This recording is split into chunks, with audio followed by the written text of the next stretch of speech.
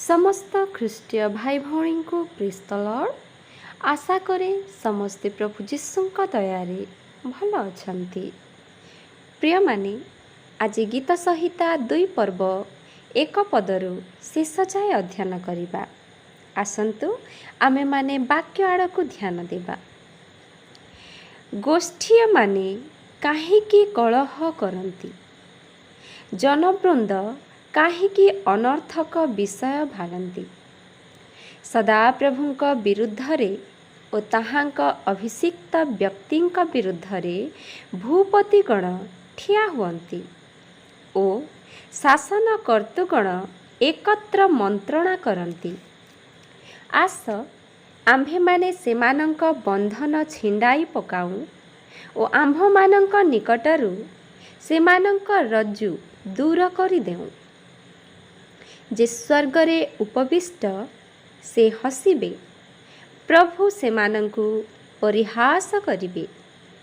तहु से आपणा कोपरे सेमानंकु कथा कहिबे ओ आपणा महाकोपरे सेमानंकु व्याकुल करिबे।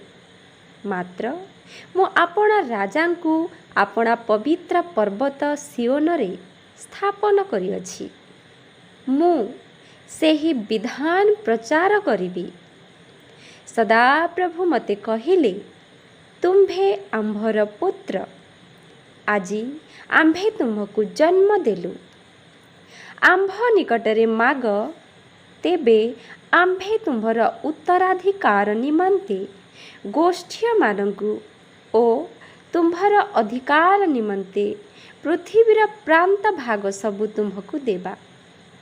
तुम्भे लोहदंडरे सेमानंकु भांगिब। तुम्भे कुंभकारर पात्र परी सेमानंकु चूर्ण करिब। ए हेतु हे राजगण, तुम्भे माने एबे ज्ञानवान हुआ। हे पृथ्वीर विचार कर्तुगण, तुम्भे माने शिक्षा ग्रहण कर। भयरे सदा प्रभुंकर सेवा कर ओ कंपित होई उल्लास कर। पुत्रंको चुंबन कर, नहिले से क्रोध हेबे ओ तुम्हे माने पथरे विनष्ट हेब।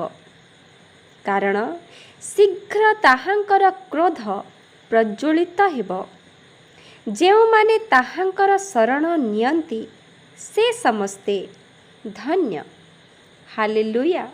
तो प्रिय माने मु विश्वास करे आपण माने परमेश्वरंकर शरणागत अटंती।